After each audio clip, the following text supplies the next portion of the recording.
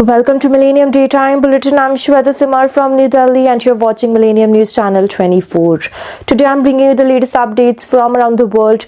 Let's begin with today's top headlines.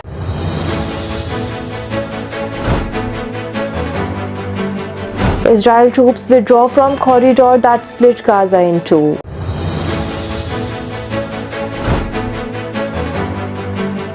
Kosovo Prime Minister party leading but short of majority, exit poll shows.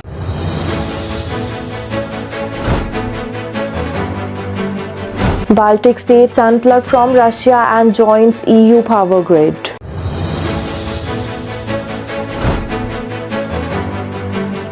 Saudi Arabia slams Netanyahu's suggestion it should host Palestinian state.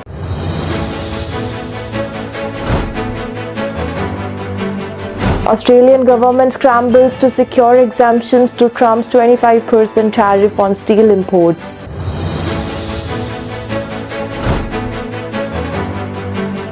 Irish boxer John Cooney dies aged 28 after sustaining brain injury in title fight.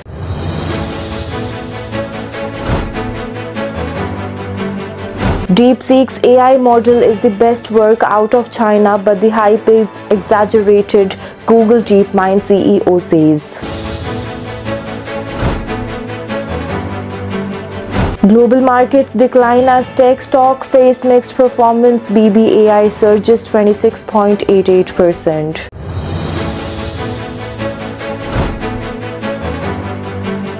Gukesh freestyle chess war continue as the world champion loses game 1 of quarters to Fabiano Caruana. Australia secure first test series win in Sri Lanka in 14 years. Now let's look at the details. Israeli troops have withdrawn from the Netzarim corridor, a military zone cutting off the north of the Gaza Strip from the south. Hundreds of Palestinians in car and on cart laden with the mattresses and other goods began returning to the northern Gaza following the pullout, often to the scenes of utter destruction. The Israeli withdrawal is in line with the Israel-Hamas ceasefire agreement of the 19 January 2025, under which the 16 Israeli hostages and 566 Palestinian prisoners have so far been freed. By the end of the first stage of the ceasefire in 3 weeks' time, 33 hostages and 1,900 prisoners are expected to have been freed. The Israel says 8 of the 33 are dead. Hamas seized 251 hostages and killed about 1,200 people when it attacked Israel on 7th of October 2023, triggering the Gaza war. At least 48,189 Palestinians have been killed in Israel offensive, according to the Gaza Hamas-run health ministry. About two-thirds of Gazan buildings have been damaged or destroyed by the Israel attack, says the United Nations. On Sunday, crowds of Palestinians were seen traversing the Netzarim corridor, mostly moving north to see what happened to their abandoned homes. What we see was very catastrophic, horrific destruction. The Israeli occupation destroyed all the homes, shops, farms, mosques, university and the courthouse. Osama Abu Kamil, a resident of Al-Maghraba region just north of Netzarim, told the AFP news agency. The 57-year-old, who had been forced to live for more than a year in the southern Gazan city of Khan Yunis, said he now planned to set up a tent for me and my family next to the rubble of our house. We have no choice, he added. Mahmoud al-Sari, another displaced Palestinian, told AFP News that for him arriving at the Netzarim corridor meant death until this morning. He said it was the first time I saw our house destroyed, referring to his home in the nearby Zaytun area. The entire area is in ruin. I cannot live here, he added. About 7 lakh residents of the northern Gaza fled to southern areas at the start of the war, when the Israeli military issued mass evacuation orders before launching a ground invasion of the Palestinian territory. Most of those displaced are subsequently forced to move multiple times after Israeli forces pushed into the southern Gaza too. They were also prevented from the returning to their homes through the Netzarim corridor stretching from the Gaza-Israel border to the Mediterranean Sea. Israel forces partially withdraw from the west of the corridor last month, and the first Palestinian pedestrians were allowed to walk along the coastal Rashid Street as they crossed into the northern Gaza. Those on vehicles have to use Salah al-Din Street and the undergoing screening for the weapons by US and Egyptian security contractors. The Israel Defense Forces have not officially commented on Sunday's withdrawal from the eastern part of the corridor, which will leave in it the control of the Gaza borders but not the road that had cut it in half. The Haaretz newspaper says the Hamas-run Gaza Interior Ministry have been urging people to exercise caution and adhere to the existing movement guidelines for their safety. The troops' withdrawal comes as the Israeli delegation is expected to fly to Qatar, which have been moderating talks between the two sides in the Gaza war. The Israel government has previously said the delegation will initially discuss technical matters regarding the first phase of the ceasefire deal rather than the more challenging second phase, which is meant to lead to a permanent ceasefire, the exchanges of all remaining living hostages in Gaza for more Palestinian prisoners, and a complete withdrawal of the Israel forces from Gaza. This will require further direction from the Israeli Prime Minister Benjamin Netanyahu, who recently became the first foreign leader to meet the US President Donald Trump since his return to the White House.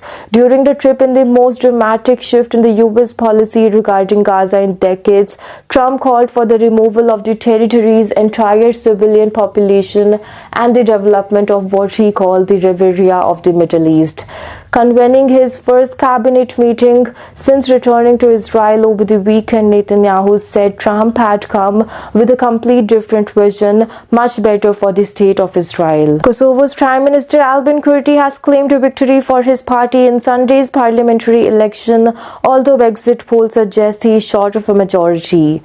Kurti's ruling Vetivist John Day party around 40% of the votes compared to 50% in 2021 exit poll projection says. He said he was confident he will be able to form a government, adding, "We are the winners and this is confirmation of a good, prosperous and democratic government." But official results are unclear due to the failure of the Central Election Commission's counting system. President Rajosa Osmani has called on the commission to protect the integrity of the electoral process, ensuring that every vote is counted correctly.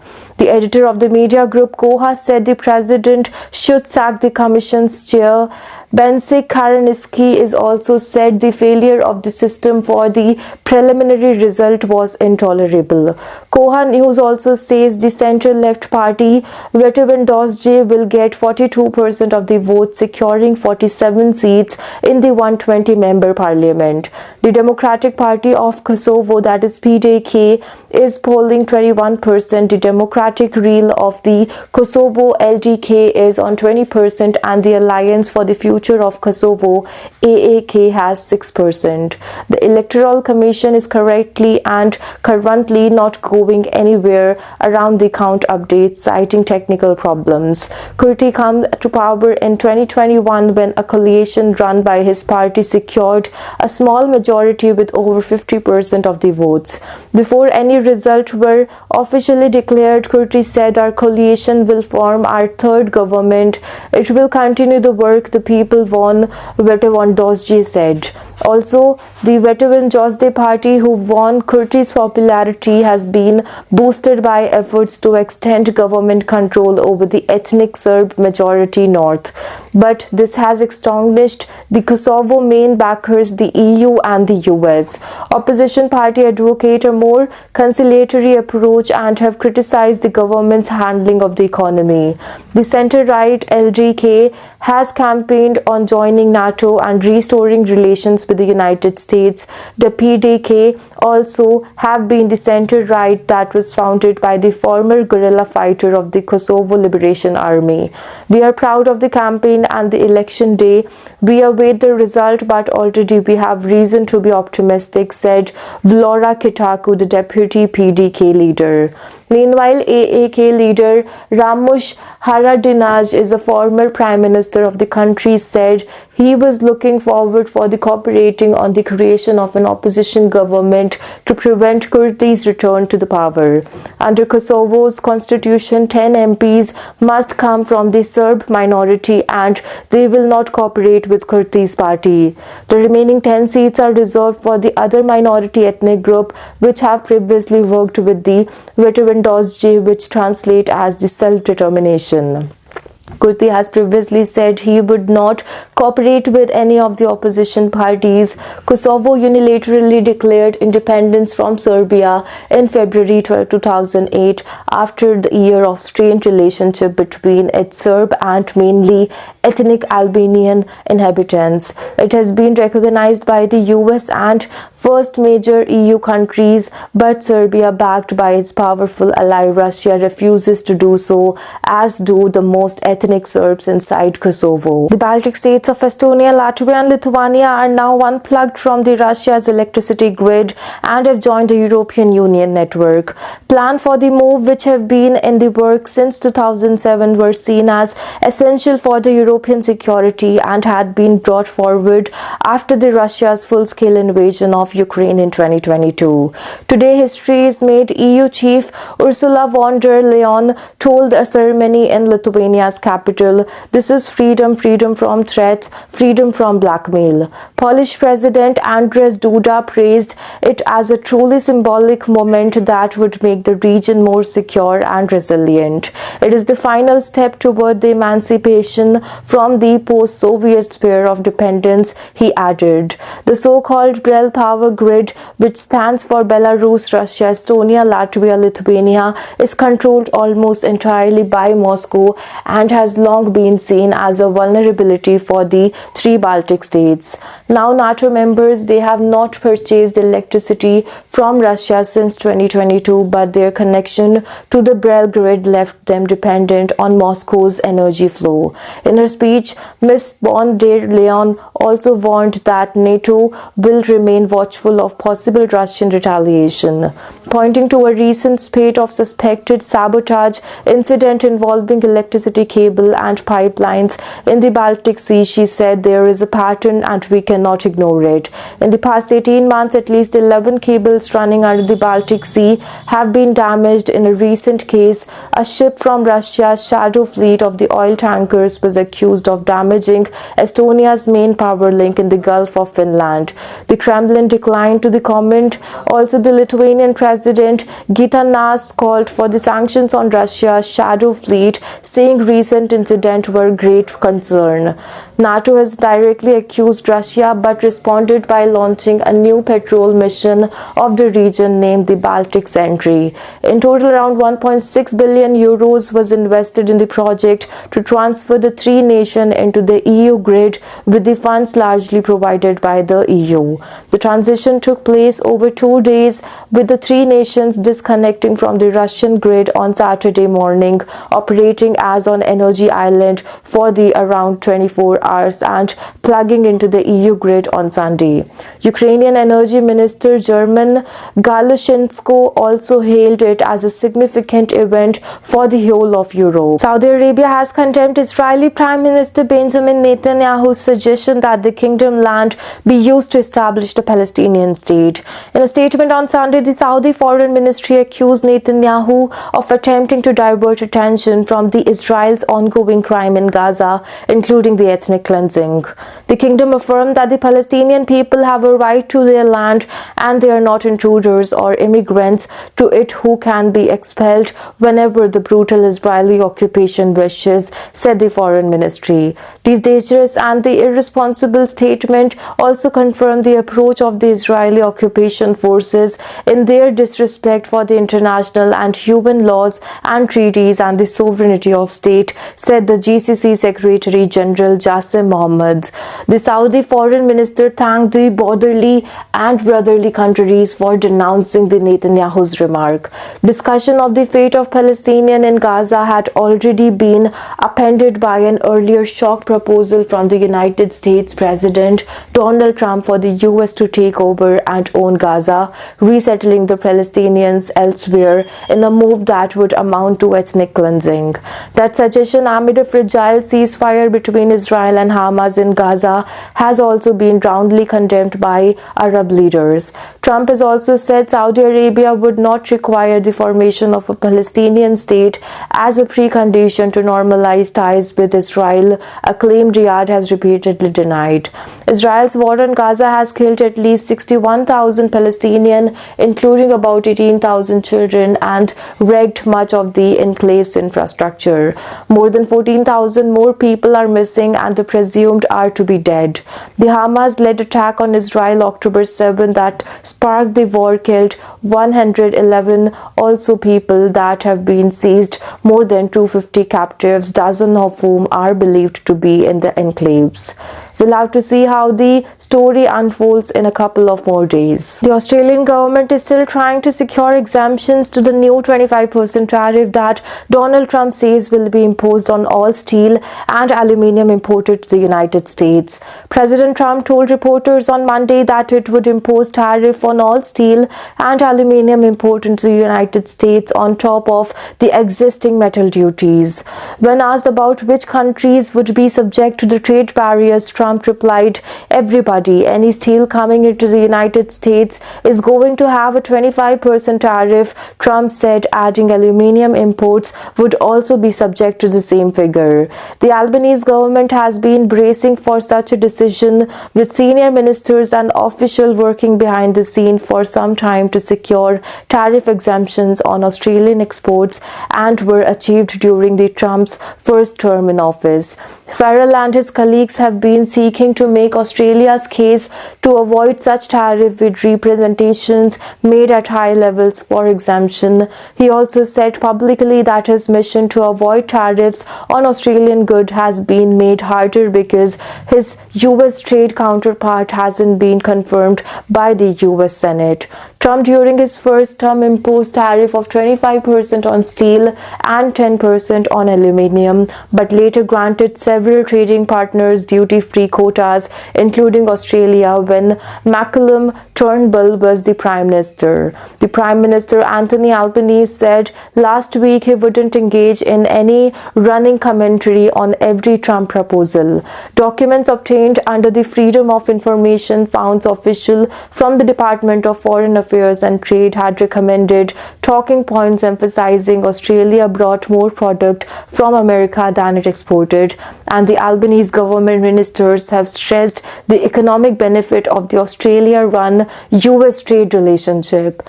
The last week, the Treasurer Jim Chalmers described Trump's tariff on China, Canada, and Mexico as big developments, but not a big surprise. "We won't be immune from the trade tensions around the world, but we are confident that we can navigate these new policies out of the United States," Chalmers said at the time. "We are well placed, we are well prepared, and we have got a different kind of economic relationship with the United States than some of these other countries that are being targeted." The opposition trade spokesperson Kevin Hogan said the Labour government must move more strongly to seek special treatment from the looming steel and aluminium tariffs. "It is a time that is critical the Labour government ensures an exemption from Australia," Hogan said. "When we were in government during President Trump's first administration, there were threats of tariff on aluminium and steel. We were able to secure successfully that if Australia exempted from these tariffs back then, and the current government must get the same result." Hogan pointed to the Turnbull governments that the work is securing tariff carves out in 2017 in Trump's first term. "A critical component was a strong ambassador. We had an ambassador that was named Joy Hockey, who helped Australia to successfully negotiate exemptions from the United States steel and aluminium tariffs. The ambassador to the United States is one of the most critical diplomatic roles Australia has. Albany handpicked Kevin Rudd for the position, and Albanese and Rudd have been doing a big job, that he said. The Prime Minister Albanese and the Ambassador Rudd have a big job on the issue. I have to, they are, and we need to get up to it. Irish boxer John Cooney has died at the age of 28 from brain injuries sustained in a fight, his promoter announced on Saturday. It is with complete devastation that we have to announce that after a week of battling for his life, John Cooney has sadly passed away, promoter Mark Dunlop said in a post on Instagram. He was a much-loved son, brother and a partner, and will take us a lifetime to forget how special he was, Dunlop added. R.I.P. John the Kid Cooney. Cooney was defending his Celtic super featherweight title against Welshman Nathan Nobles at the Ulster Hall in the Belfast on February 1 when the bout was stopped in the 9th round. He was taken to Belfast Royal Victoria Hospital for treatment and subsequently underwent surgery to relieve pressure on his brain from an intracranial hemorrhage, Dunlop said earlier this week. Mr. and Mrs. Cooney and his fiancée Emmeline would like to thank the staff at the Belfast Royal Victoria Hospital who have worked tirelessly to save John's life, and for everyone who has sent messages of support and prayers, Dunlop added in Saturday's statement. Cooney first claimed his Celtic super featherweight title with a victory against Liam Gaynor in November 2023. He then spent almost a year away from the ring with a hand injury before defeating Tampela Maharishi in October. Also, what a tragedy to hear of the passing of boxer this guy and his bout a few days ago, British boxer Ricky Hatton wrote on Instagram. This doesn't happen too often in our sport career, but when it does, it's very terrible, and it's remind us to live every day as if it was our last. My love and best wishes, and with the John and his family. Irish promoter and former featherweight champion Barry McGuigan described Cooney as a fine young boxer in a post on X, adding, I sent my family and my deepest sympathies to John's fiancée Emmeline and his parents and his family, RIP. DeepSeek's AI model is probably the best work out of China, Demis Hassabis, the CEO of the Google DeepMind, said on Sunday, but added that the company didn't show any new scientific advances. Last month, China's DeepSeek released a research paper that rattled global markets after claiming its AI model was trained at a fraction of the cost of the leading AI players and on less advanced NVIDIA chips. DeepSeek's announcement sparked an aggressive stock sell-off and sparked considerable debate over whether large tech firms are spending too much on AI infrastructure. Hassabis praised DeepSeek's model as an impressive piece of work. I think it's probably the best work I've seen came out of China, Hassabis said at a Google-hosted event in Paris ahead of the AI Action Summit that is being hosted by the city.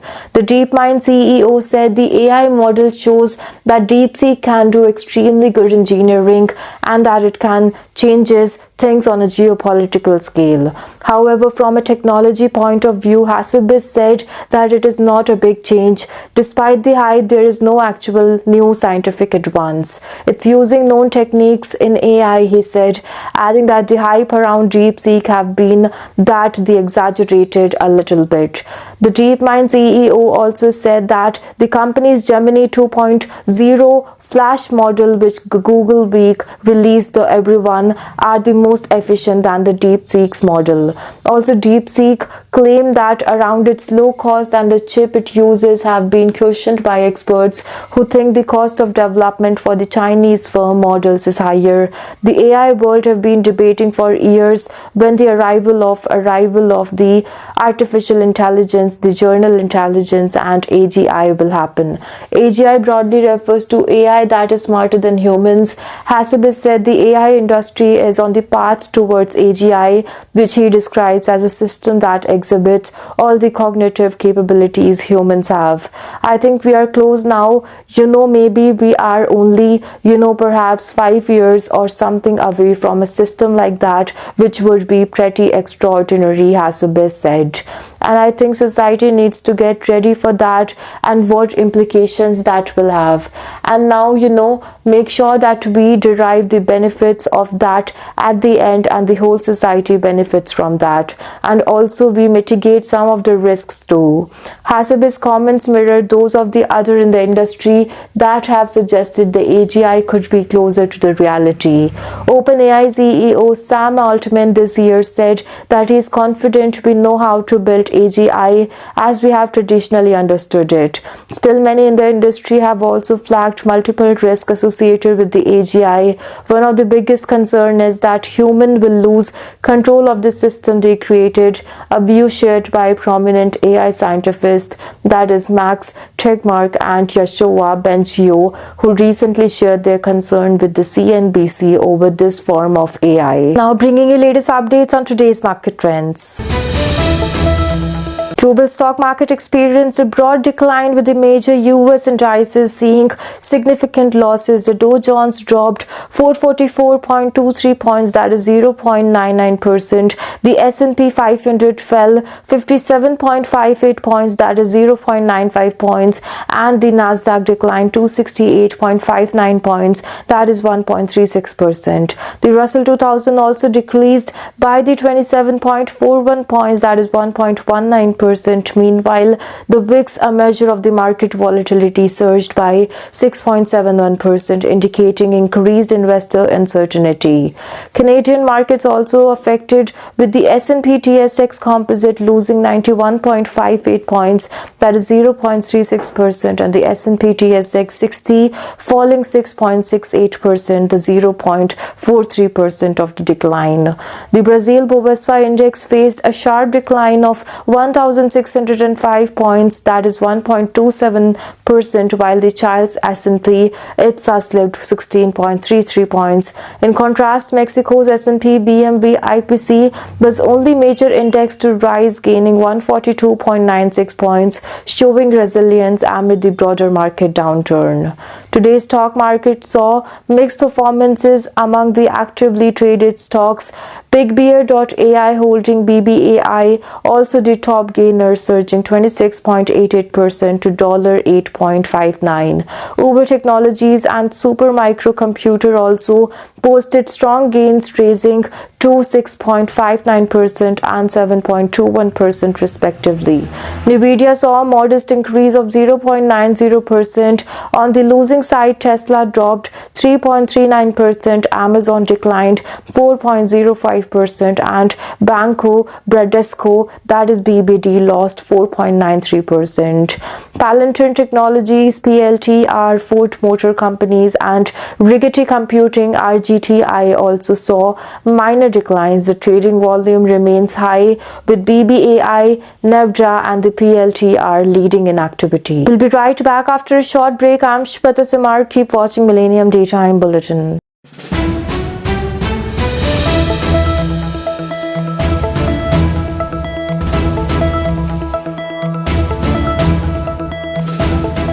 Millennium TV, bridging communities worldwide. We broadcast diverse international content from Europe, Asia, Africa, and now right here in the USA.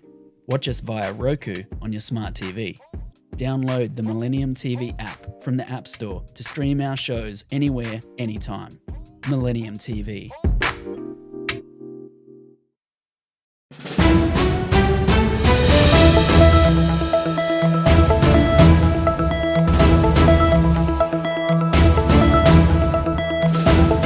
Welcome back after the break. I'm Shweta Simar from New Delhi and you're watching Millennium Daytime Bulletin. Now let's look at some sports highlights. Gukesh Dommeraju wrecked form at the Wissenhorst leg of the Freestyle Chess Grand Slam Tour continued as the world champion lost the first game of the quarter-final to Fabiana Caruana with the white pieces on Sunday. Gukesh will have a chance to level on Monday when the two players play the second game on the quarter-final with colors reversed. Gukesh played 9 games in the rapid time control before Sunday, 1 game each against all the players, and and in the field that have not managed to win a single game. Gukesh had just the snuck into the quarter-finals of the Wissenhorse event after finishing ahead of the Vladimir Fedoshev and the Levon Areninian in the standing. Only 8 players out of the 10 made it to the knockout stages after the rapid portion. The knockout stage of the freestyle chess Grand Slam tour in the Wissenhorse saw 4 out of the 5 games that were played ending in decisive results. Gukesh, playing with the white pieces, lost to Fabiana Caruana in the 40 move, while there was not among the wins and also the wins for the Marcus Carlsen, who beat Nordic Beck, and with the white with the Vincent Kiemer, who beat Alfie Reza, and only with the black, only the Hikaru Nakamura versus the Javokir Sindarov game ended in a draw. Australia wrapped up a comprehensive 2-0 single victory over Sri Lanka, sealing the second test with a commanding 9-wicket win in the Gale on Sunday.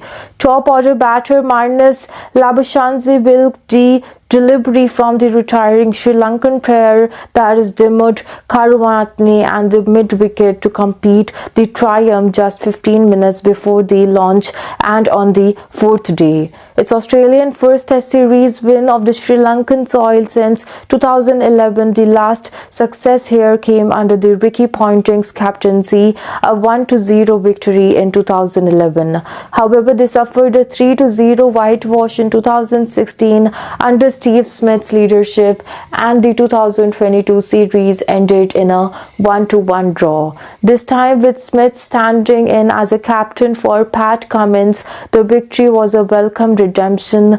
The batters laid the foundation with the big hundreds, allowing the bowlers to dictate terms with the attacking fields. Meanwhile, the spinners displayed remarkable discipline and variety, putting the relentless pressure on Sri Lanka and paved the way for a resounding 2-0 series win. We will have to see what the match unfolds us for the next time. That's all for now. Thank you for tuning in. Stay with us for more updates. Log in to stay updated with the latest news on our social media platforms: Facebook, Twitter, Instagram, and TikTok at Millennium News 24. Don't forget to check out our YouTube channel, Millennium News 24. You can watch us on Android and iOS devices, as well as on Apple TV, Roku TV, Amazon Fire TV, and all smart TV platforms. Enjoy entertainment and the latest news with us. Download the Millennium TV app, Millennium TV USA for Android, and Millennium News on Google. Thank you for being part of Millennium News Channel 24.